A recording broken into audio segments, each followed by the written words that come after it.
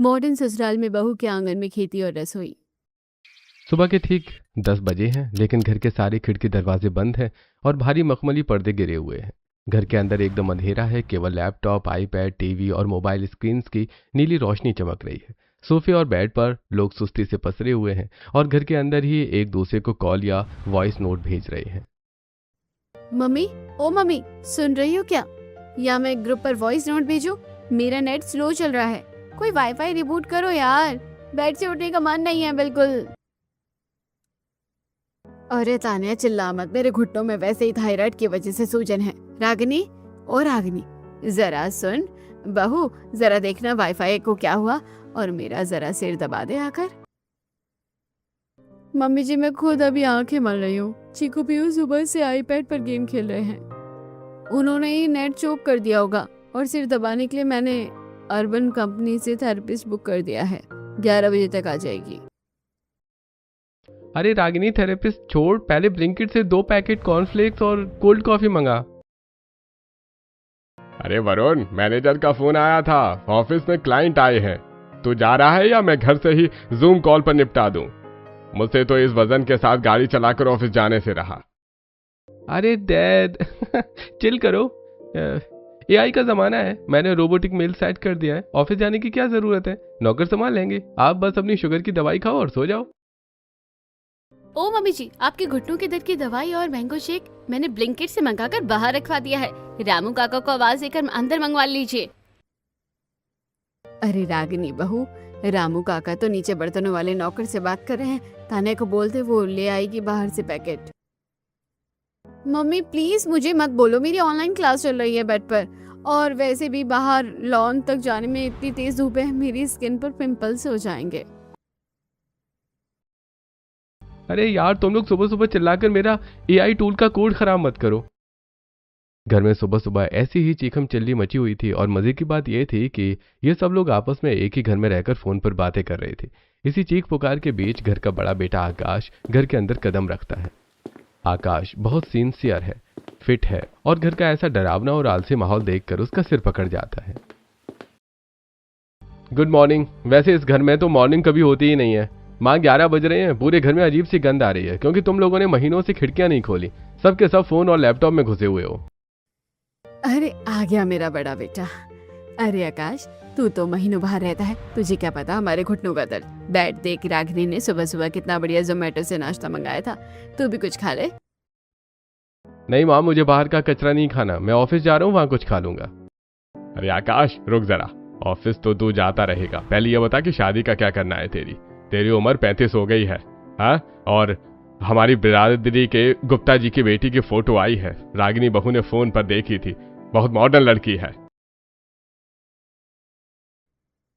हाँ भैया, एकदम टॉप क्लास लड़की है। हाँ, मेरी तरह रील्स बनाती है। हमारे इस मॉडर्न घर में एकदम फिट बैठेगी।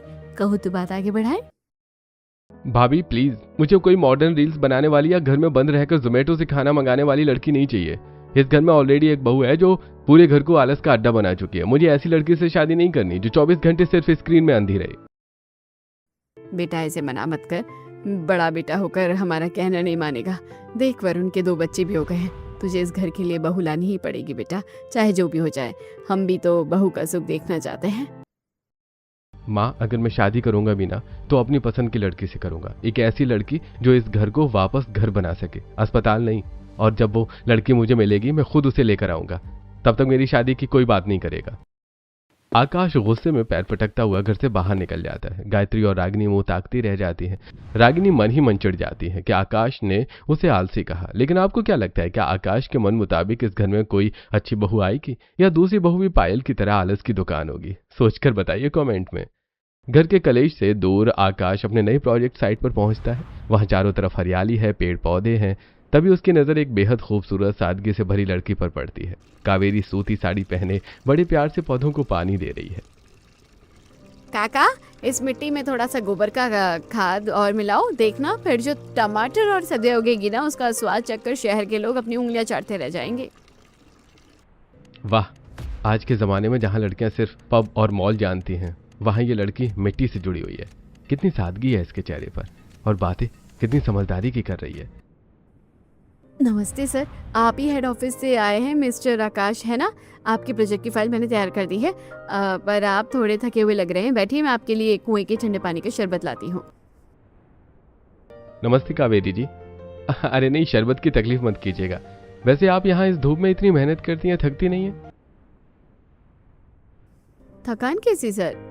मिट्टी से जुड़कर तो इंसान की बीमारियां दूर होती है। आलस तो वो लोग करते हैं जो बंद कमरों में पड़े रहते हैं। मेरी माँ कहती थी, रसोई में अगर अपने हाथ का बना हुआ शुद्ध खाना हो और आंगन में थोड़ी सी खेती, तो घर स्वर्ग बन जाता है। रसोई में शुद्ध खाना और आंगन में खेती। कावेरी जी, आपकी ये बातें मेरे दिल को छू गई।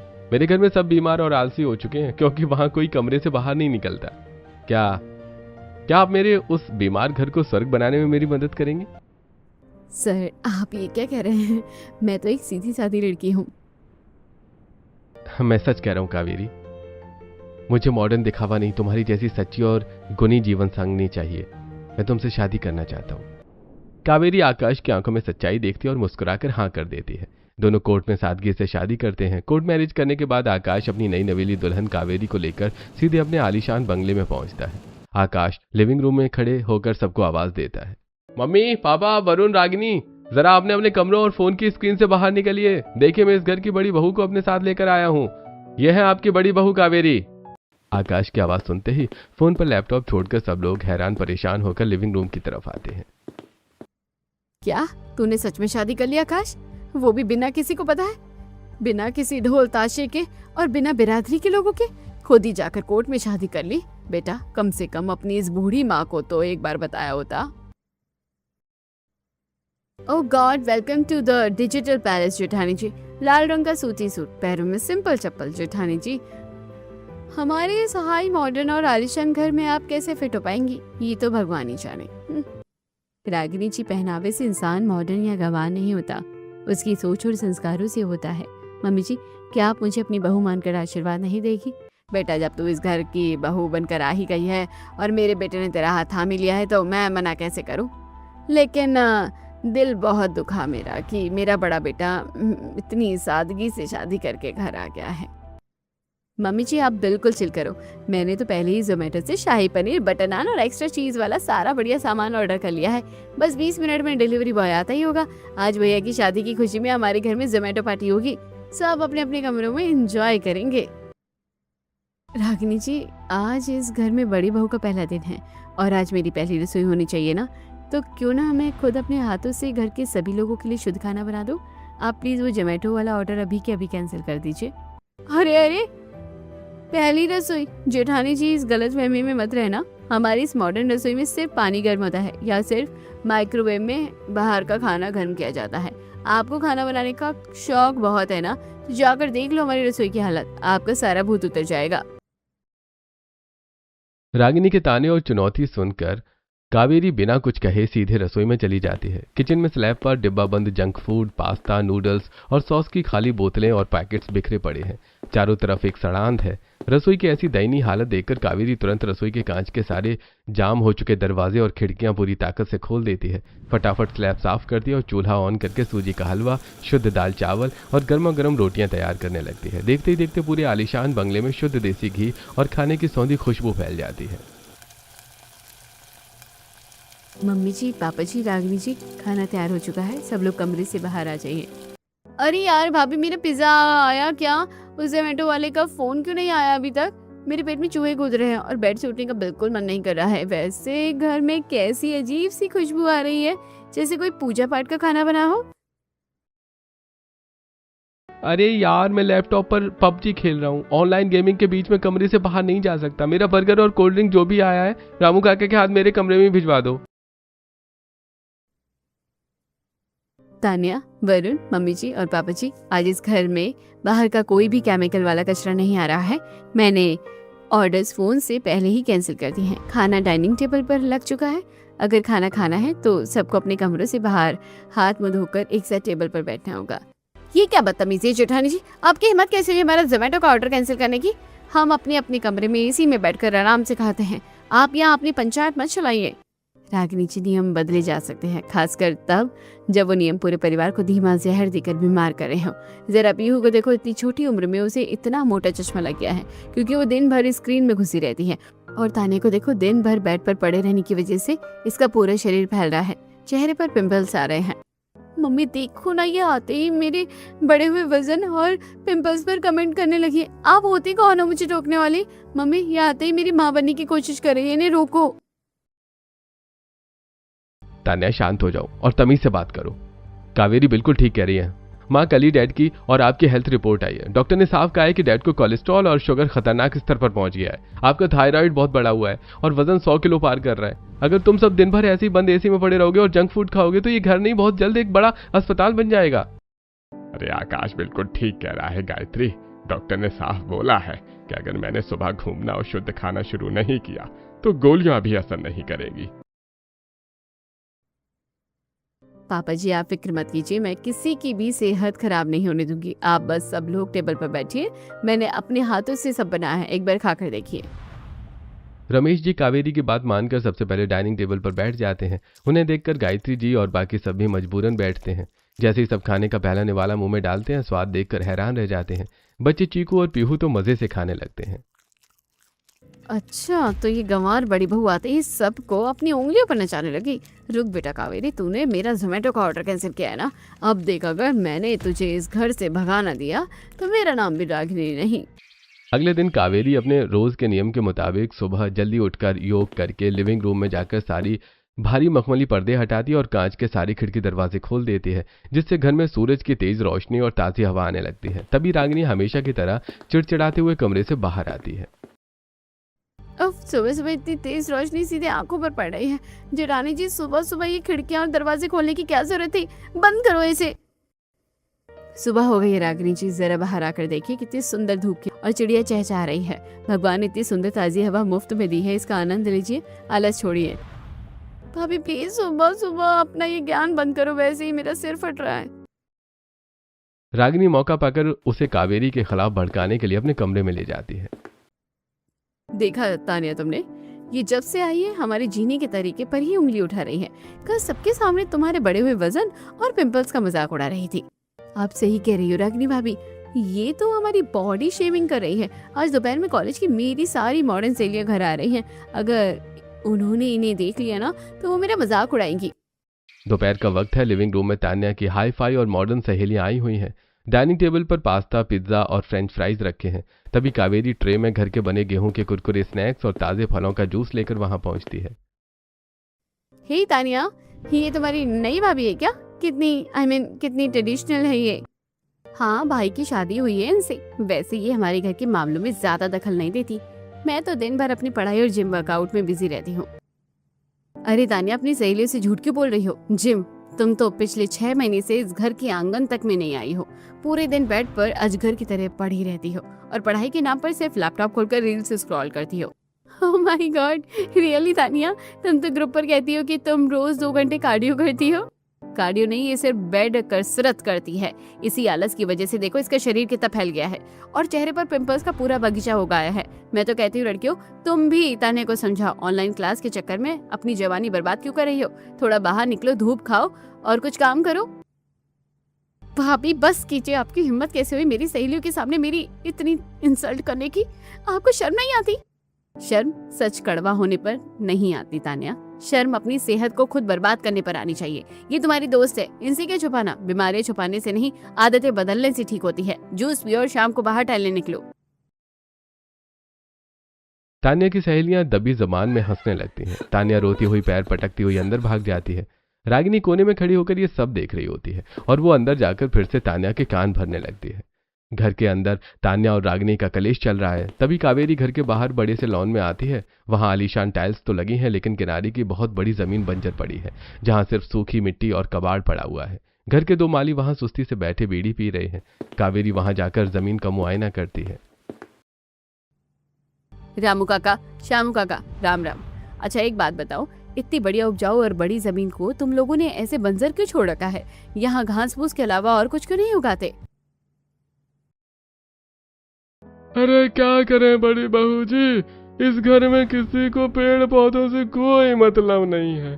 साहब और मेम साहब इस तरफ थूकने भी नहीं आते, सब कुछ तो फोन से आ जाता है घर में। वो तो कहते हैं कि यहाँ पौधे उगाकर क्या मिट्टी में कीचड़ फैलाना। मिट्टी कभी कीचड़ नहीं होती है काका, ये तो सोना उगलती है। जरा सोचो, इस मॉडर्न घर के सारे लोग बीमारियों की दुकान बन चुके हैं, क्योंकि ये लोग केमिकल, कोल्ड ड्रिंक, स्टोरेज का सड़ा हुआ खाना ज़ेप्टो और ब्लिंकिट से मंगा कर खाते हैं। क्यों ना हम इस पूरे आंगन में अपनी खुद की ऑर्गेनिक खेती शुरू करें, जहाँ ताजी हरी मिर्च, टमाटर, धनिया, गोभी और एलोवेरा उगाया जाए। आंगन में खेती? अरे बहू जी, तुम राजा महाराजा के घर में खेती करोगी? अरे छोटी बहू जी और मालकिन को पता चला ना तो हम दोनों को नौकरी से निकाल देंगी। वो कहती हैं कि मिट्टी से घर में कीड़े मकोड़े आते हैं। तुम दोनों फिक्र मत करो, इस घर की बड़ी बहू मैं हूँ। जो भी बात होगी मैं खुद देख लूंगी। तुम बस कल सुबह जल्दी उठकर इस जमीन को खोदना शुरू करो। हम यहाँ शुद्ध सब्जियाँ उगाएंगे। और सुनो, सिर्फ खेती ही नहीं, मैं कल से इसी आंगन में मिट्टी का चूल्हा बनाकर बाहर खुले में खाना भी बनाऊंगी। कावेरी जब ये सब प्लान कर रही होती है तभी रागिनी अपनी रील बनाने के लिए बालकनी में आती है और कावेरी की ये बातें सुन लेती है। वाह जेठानी जी वाह, क्या बात है। आलीशान करोड़ों के बंगले को आप अब गांव का खेत बनाने वाली हैं। वैसे भिखारी के हाथ में सोने का कटोरा दे दो, लेकिन मांगनी तो उसे भीखी है। बस वही हाल है आपका भी। रागिनी एक बार फिर कावेरी का मजाक उड़ाकर वहां से चली जाती है। अगले दिन बाहर गार्डन के आलीशान लॉन जहां महंगी विदेशी घास लगी है, कावेरी रामू काका को साथ लेकर आलीशान विदेशी घास को उखाड़कर वहां शुद्ध सब्जियां उगाने की तैयारी शुरू कर देती है। तभी लॉन की तरफ खुलने वाली कांच की बड़ी खिड़की से रागिनी और तान्या चाय के कप हाथ में लिए बाहर का नजारा देखती हैं। ओह माय गॉड तान्या, जरा बाहर देखो, ये गंवार जेठानी जी अब दिल्ली से मंगाई हुई 5 लाख की कोरियन घास को उखाड़ रही हैं। रागिनी भाभी, ये औरत हमारे घर की बची कुची इज्जत भी मिट्टी में मिला देगी। मेरे कॉलेज के फ्रेंड्स इधर से गुजरेंगे तो क्या सोचेंगे कि इस आलीशान बंगले में कोई किसान आकर रहने लगा है। चलो आज तो इन्हें पापा जी से डांट खिलवानी पड़ेगी। रागिनी और तान्या गुस्से में पैर पटकती हुई लॉन में आती है, जहां कावेरी जमीन को खोदकर मिट्टी तैयार कर चुकी है और एक कोने में ईंटें जमा कर रही होती है। जेठानी जी, ये क्या तमाशा लगा रखा है सुबह सुबह? ये इतनी महंगी कोरियन घास क्यों उखाड़ के फेंक दी आपने? और ये ईंटें क्यों जमा कर रही है यहाँ? कोई कंस्ट्रक्शन का काम शुरू करवा रही है क्या हमारे आलीशान लॉन में? अरे रागिनी जी, आइए ये देखिए, ये जो विदेशी घास है ना, ये सिर्फ दिखने में हरी होती है, पर इससे कोई फायदा नहीं होता। मैंने रामू काका से कहकर यहाँ की मिट्टी तैयार करवाई है। अब हम यहाँ शुद्ध टमाटर, हरी मिर्ची, धनिया और कद्दू उगाएंगे। और हाँ, ये ईंटें कंस्ट्रक्शन के लिए नहीं, बल्कि यहाँ मैं एक सुंदर सा मिट्टी का चूल्हा बनाने जा रही हूँ। व्हाट? मिट्टी का चूल्हा? आर यू सीरियस भाभी? हमारे घर में 5 लाख का इटालियन चिमनी वाला मॉड्यूलर किचन है और आप इस आलीशान लॉन में मिट्टी का चूल्हा बनाकर धुआं उड़ाएंगे? हमारे पड़ोस वाले क्या कहेंगे? मम्मी पापा जरा बाहर आओ और देखो ये बड़ी भाभी क्या कर रही है। तान्या की चीख पुकार सुनकर ससुर रमेश जी और सास गायत्री भी लॉन में आ जाते हैं। रमेश जी के हाथ में उनकी शुगर की रिपोर्ट है और वो थोड़े चिंतित दिख रहे हैं। क्या हुआ तान्या, क्यों सुबह सुबह इतना चिल्ला रही हो? अरे बहू, ये क्या किया तूने लॉन की मिट्टी खोद दी और ये चूल्हा क्यों बना रही है? घर के अंदर इतनी बढ़िया रसोई तो है। मम्मी जी, रसोई में गैस पर बना खाना सिर्फ पेट भरता है, पर मिट्टी के चूल्हे पर धीमी आंच पर और कांसे के बर्तनों में बनी दाल और रोटियां शरीर को ताकत देती है। पापा जी का जो शुगर और कोलेस्ट्रॉल बढ़ा हुआ है ना, वो इस चूल्हे की सूखी रोटियां और यहाँ की ताजी हवा में आधा घंटा बैठने से ही ठीक हो जाएगा। डॉक्टर की कड़वी गोलियों से तो अच्छा है ना पापा जी?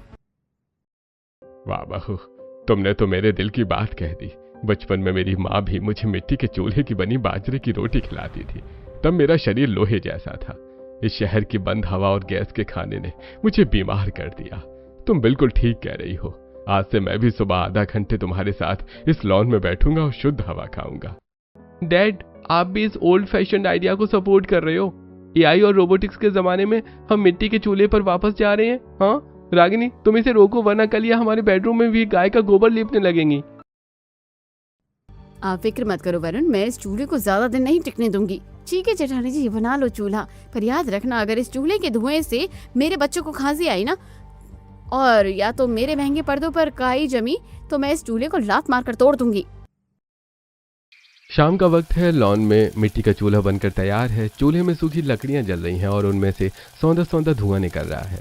कावेरी चूल्हे के पास बैठकर पीतल के तवे पर गर्मा गर्म रोटियां सेक रही है। पास ही मिट्टी की हांडी में दाल पक रही है जिसकी खुशबू पूरे इलाके में फैल रही है। रमेश जी और गायत्री जी चटाई बिछाकर लॉन में ही बैठ गए। तभी तान्या, देख रही हो कैसे पापा जी और मम्मी जी उस गंवार के पीछे पीछे घूम रहे हैं। अगर आज का खाना भी सबने पसंद कर लिया तो इस घर में हमारी हुकूमत हमेशा के लिए खत्म हो जाएगी। मेरे पास एक प्लान है। वो जो चूल्हे के पास दाल की हांडी रखी है ना, जब कावेरी रोटियां लेने अंदर जाएगी तब तू जाकर उसमें कड़वे नीम का अर्क और ढेर सारा नमक मिला देना। फिर देखना पापा जी कैसे इस पर भड़कते हैं।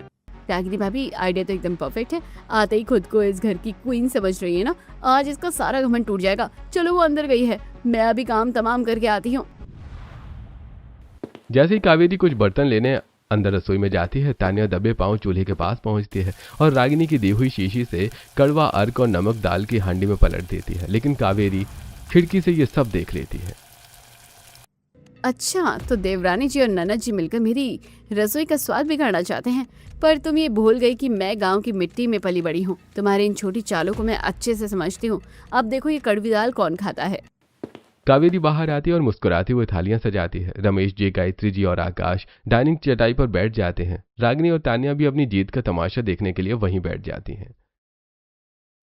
आइए पापा जी, मम्मी जी, गर्मा गर्म रोटी तैयार है। लेकिन रुकिए, आज हमारी ननद रानी तान्या और रागिनी जी ने इस दाल को बनाने में मेरी बहुत मदद की है। इन्होंने इसमें कुछ खास सीक्रेट मसाले मिलाए, इसलिए बड़ी बहू होने के नाते मेरा फर्ज है कि पहला निवाला हमारी इन दोनों प्यारी बहनों को ही मिले। अरे अरे नहीं जेठानी जी, हम पहले कैसे खा सकते हैं? घर के बड़े बुजुर्ग पहले खाएंगे ना। पापा जी खाइए ना। नहीं रागिनी जी, जब आप दोनों ने इतनी मेहनत से इसमें अपने हाथों से मसाला डाला है तो इसका स्वाद भी पहले आपको ही चखना होगा। आकाश जी, जरा अपनी बहन की पहली थाली परोसिए तो। हाँ रागिनी, तान्या, लो खाओ। वैसे भी तुम दोनों कभी किचन में जाती नहीं हो, आज जेठानी की मदद की है तो पहला हक तुम्हारा ही है। खाओ। अब रागिनी और तान्या बुरी तरह फंस चुकी थीं। सबके सामने वो मना भी नहीं कर सकती थी। कावेरी जबरदस्ती दोनों की थाली में कटोरी भर भर कर वो दाल डाल देती है। दोनों कांपते हाथों से चम्मच उठाती हैं और जैसे ही दाल का पहला चम्मच मुंह में डालती हैं, उनका मुंह कड़वाहट और नमक से पूरी तरह से ऐंठ जाता है। वो थू थू करने ही वाली होती है कि तभी रमेश जी, क्या हुआ रागिनी, थू थू क्यों कर रही हो? तमीज भूल गई हो क्या? बहू ने इतने प्यार से पहली थाली दी है, पूरी कटोरी खत्म करो। पापा, वो दाल बहुत अच्छी है। मेरा मुंह पूरा कड़वा हो गया है, गला जल रहा है। क्यों रागिनी, कैसा लगा आपके सीक्रेट मसाले का स्वाद? अगली बार दाल में कुछ मिलाना हो तो मुझसे पूछ कर मिलाइएगा, वरना सेहत के लिए कड़वा सच हजम करना मुश्किल हो जाएगा। रागिनी और तान्या अपनी ही चाल में फंसकर आंसू बहाते हुए वो कड़वी दाल निगलती हैं, जबकि आकाश और ससुर जी कावेरी की सूझबूझ देखकर मनी मन मुस्कुराने लगते हैं। रागिनी का गुस्सा अब सातवें आसमान पर था। अगले दिन रागिनी के बच्चे चीकू और पीहू सोफे पर टेढ़े मेढ़े पड़े हुए थे। दोनों की आंखें आईपैड और मोबाइल स्क्रीन पर टिकी हैं। कावेरी हाथ में ताजे कटे हुए सेब की प्लेट लेकर उनके पास आती है। चीकू, पीहू, चलो, बहुत देर हो गई गेम खेलते हुए। अब स्क्रीन को बंद करो और ये मीठे मीठे सेब खाओ। नो बड़ी मम्मी, मुझे फ्रूट्स नहीं खाने हैं। मुझे परेशान मत करो, मेरा गेम ओवर हो जाएगा। भागो यहाँ से।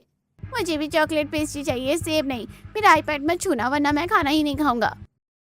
बच्चों की ये बदतमीजी देखकर कावेरी झटके से दोनों के हाथों से आईपैड और फोन छीन लेती है। बहुत बिगड़ गए हैं दोनों। बड़ों से बात करने की तमीज नहीं है। आज से इस घर में आईपैड और मोबाइल पर ताला। चलो बाहर लॉन की मिट्टी में आओ, आज तुम्हें असली खेल सिखाती हूँ। बच्चे जोर जोर से रोने लगते हैं। उनकी आवाज सुनकर रागिनी कमरे से बाहर आती है। ये क्या बदतमीजी है जेठानी जी? मेरे बच्चों के हाथ से आईपैड छीनकर उन्हें क्यों रुला रही हैं? आपको कोई हक नहीं मेरे बच्चों के मामलों में दखल देने का।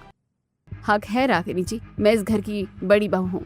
अगर आज इनका आईपैड नहीं छूटा तो कल ये अपनी माँ को भी पहचानना बंद कर देंगे। बच्चों को स्क्रीन नहीं, माँ का समय चाहिए। कावेरी बच्चों को बहलाकर लॉन में ले जाती है। वो खुद बच्ची बनकर उनके साथ मिट्टी में बैठ जाती है और उन्हें कंचे खेलना सिखाती है। बच्चे अपनी स्क्रीन भूलकर खिलखिलाकर हंसने लगते हैं। वाह बड़ी मम्मी, कंचे का खेल तो आईपैड के गेम से भी ज्यादा मजेदार है। देखो मैंने निशाना लगा। बड़ी मम्मी, मुझे भी तो लट्टू घुमाना सिखाओ ना, कितना मजा आ रहा है यहाँ बाहर। बच्चों को मिट्टी में खेलता और हंसता देखकर रागिनी और तान्या खिड़की से जल भुनकर राख हो रही थी।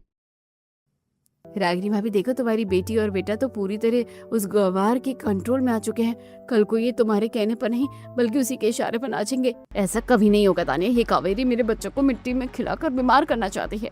अब मैं इस घर में ऐसा तमाशा करूंगी कि पापा जी खुद इस कावेरी को घर से बाहर निकाल देंगे।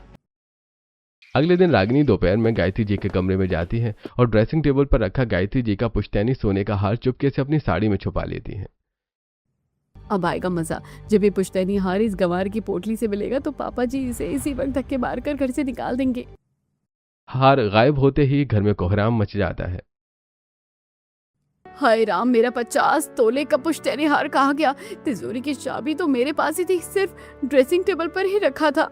मम्मी जी, इस घर में से कभी एक सुई तक चोरी नहीं हुई और अचानक नया इंसान आते ही इतना बड़ा हार गायब हो गया। शक तो सीधा जेठानी पर ही जाता है, क्योंकि ये दिन भर कमरों की सफाई के बहाने घूमती रहती है। हाँ डैड, कल मैंने इन्हें मम्मी के कमरे से निकलते हुए देखा था। छोटे शहर के लोगों की नीयत ऐसी चीजों को देखकर डोल ही जाती है। तान्या, रागिनी, जुबान संभाल कर बात करो। कावेरी ऐसा कभी नहीं कर सकती। बिना सबूत के किसी पर इतना बड़ा इल्जाम लगाने की हिम्मत कैसे हुई तुम्हारी? आकाश जी, आप शांत रहिए। अगर इन लोगों को मुझ पर शक है तो इन्हें मेरा कमरा तलाशने का पूरा हक है। सच को आज कैसी? रागिनी पूरे आत्मविश्वास के साथ कावेरी के कपड़ों वाली अलमारी खोलती है और वहां रखी सूती कपड़ों की पोटली को खींचकर बाहर लाती है। उसके अंदर से चमचमाता हुआ सोने का हार नीचे गिर जाता है। हार देखते ही गायत्री और रमेश जी के होश उड़ जाते हैं। देखा पापा, देख लिया ना, अपनी ये संस्कारी बड़ी बहू का असली रूप मिल गया ना मम्मी जी का पुश्तैनी हार इसकी पोटली से। अब तो सबूत सामने है। इस चोर औरत को पुलिस के हवाले करो और घर से बाहर निकालो। बहू कावेरी, मुझे तुमसे ये उम्मीद नहीं थी। तुमने हमारे भरोसे का कत्ल कर दिया। पापा जी जरा ठहरिए। हार मेरी पोटली से जरूर मिला है, लेकिन इसे यहाँ मैंने नहीं बल्कि रागिनी जी ने खुद रखा है। क्या तुम अपनी चोरी छुपाने के लिए मुझ पर कीचड़ उछाल रही हो? पापा जी देखो, ये कैसे झूठ बोल रही है। झूठ मैं नहीं, आप बोल रही है रागिनी जी। पापा जी, हमारे पूरे घर में सीसीटीवी कैमरे लगे हैं, क्योंकि आप लोगों को एक दूसरे से बात करने के लिए और एक दूसरे पर नजर रखने के लिए केवल कैमरों और आई की जरूरत थी, है ना? तो वरुण जी अपना लैपटॉप खोलिए और पिछले 1 घंटे की फुटेज सबको दिखाइए। कावेरी की यह बात सुनते ही रागिनी के चेहरे का रंग सफेद पड़ जाता है और वो कांपने लगती है। वरुण तुरंत अपना लैपटॉप खोलता है और स्क्रीन पर साफ दिखता है कि रागिनी गायत्री जी के कमरे से हार चुराकर कावेरी की पोटली में छुपा रही है। रागिनी, तुमने इतनी नीच हरकत की सिर्फ भाभी को फंसाने के लिए। मुझे तुम्हारी पति होने पर शर्म आ रही है। बस बहुत हुआ रागिनी। रागिनी, कड़वाहट और आलस को तो हम झेल रहे, लेकिन तुम्हारी एक घटिया साजिश बर्दाश्त के बाहर है। इसी वक्त अपने बच्चों को लो और इस घर से निकल जाओ। हमारे मॉडर्न घर को तुमने अपनी सोच से नरक बना दिया था। पापा जी, मुझे माफ कर दीजिए। मम्मी जी, मुझसे बहुत बड़ी गलती हो गई। मैं जेठानी जी से जलने लगी थी, इसलिए मैंने ये सब किया। मुझे घर से मत निकालिए। रागिनी रोती हुई गायत्री जी और रमेश जी के पैर पकड़ लेती है। तभी कावेरी आगे बढ़ती है और रागिनी को उठाकर उसके आंसू पोंछती है। पापा जी, इससे गलती हुई है, लेकिन ये इस घर की लक्ष्मी है। इन्हें घर से मत निकालिए। रागिनी जी, आलीशान बंगला और मॉडर्न लाइफस्टाइल तब तक बेकार है जब तक हमारे दिलों में एक दूसरे के लिए मैल है। अगर बदलना ही है तो अपनी इस कड़वाहट और आलस को बदलिए। कावेरी की इतनी बड़ी दरियादिली देखकर रागिनी का घमंड चूर चूर हो जाता है। वो कावेरी के गले लगकर फूट फूट कर रोने लगती है। तान्या भी हाथ जोड़कर कावेरी से माफी मांगती है। 3 महीने बाद सुबह का वक्त, बंगले का आलीशान लॉन अब पूरी तरह से बदल चुका है। एक तरफ हरी भरी सब्जियां उग रही हैं और वहां एक छोटा सा बोर्ड लगा है जिस पर लिखा है बहू की खेती। वहीं पास में मिट्टी का सुंदर चूल्हा जल रहा है। पूरा परिवार एक साथ लॉन में सुबह का आनंद ले रहा है। वाह बहू, आज मेरी शुगर और बीपी की रिपोर्ट बिल्कुल नॉर्मल आई है। अब मुझे किसी कड़वी गोली की जरूरत नहीं है। बस तुम्हारे इस खुले आंगन की ताजी हवा ने कमाल कर दिया। हाँ जी, और मेरे घुटनों का दर्द भी गायब हो गया है। जब से सुबह सुबह ताजी हवा में बैठना शुरू किया है, शरीर एकदम हल्का रहता है। तभी बैकग्राउंड में देवर वरुण और पति आकाश जिम के कपड़ों में दिखते हैं। वरुण हाथ में डंबल उठाई कसरत कर रहा है और आकाश पास ही योगा मैट पर पुशअप्स लगा रहा है। दोनों अब पूरी तरह से फिट और एनर्जेटिक लग रहे हैं। भाभी, एआई और रोबोटिक्स अपनी जगह पर है, पर असली कसरत तो यही है। अब मेरा वजन भी कम हो रहा है और सुबह की सुस्ती भी गायब हो गई है। दूसरी तरफ लॉन में चीकू और पीहू मोबाइल भूलकर एक और बच्चे के साथ खिलखिलाते हुए दौड़ रहे हैं और पकड़म पकड़ाई खेल रहे हैं। तभी रागिनी और तान्या मॉडर्न कपड़ों से हटकर सुंदर साड़ी और सूट में सजी हुई कावेरी के पास आती है। भाभी, आपने तो पूरे घर का हुलिया ही बदल दिया। सच में हमारे इस मॉडर्न घर को आपने ही असली स्वर्ग बनाया है। रागिनी जी, ये सब मैंने नहीं बल्कि आप सबकी मेहनत ने किया है। देखिए बहू की खेती में कितनी सुंदर टमाटर और सब्जियां उगाई हैं। आज सुबह के नाश्ते में चूल्हे की बनी गर्मा गर्म रोटियां, दाल और सब्जी तैयार है। सब लोग टेबल पर आ जाइए। वाह भाभी, चूल्हे के खाने की खुशबू आते ही मेरी तो भूख डबल हो जाती है। अब मेरी सहेलियां मेरी फिटनेस का राज पूछती हैं। देखा माँ, मैंने कहा था ना, कावेरी इस बीमार और आलसी घर को वापस घर बना देगी। आज हमारा पूरा परिवार सच में एक साथ खुलकर जी रहा है। मिट्टी के चूल्हे पर पकती हुई दाल सब्जी की सौंधी खुशबू हवा में तैर रही है। जो घर कभी स्क्रीन का अस्पताल बन चुका था, वो आज बड़ी बहू के आंगन की खेती और रसोई के सच में एक सुखी और स्वस्थ परिवार बन चुका था। दोस्तों, क्या आपके घर में भी बच्चे और बड़े दिन भर मोबाइल और आईपैड की स्क्रीन पर खोए रहते हैं? क्या आपको भी लगता है कि आज के डिजिटल जमाने में हमें वापस कावेरी की तरह मिट्टी की सादगी और शुद्ध खाने की तरफ लौटना चाहिए? अपनी राय कमेंट बॉक्स में जरूर बताएं।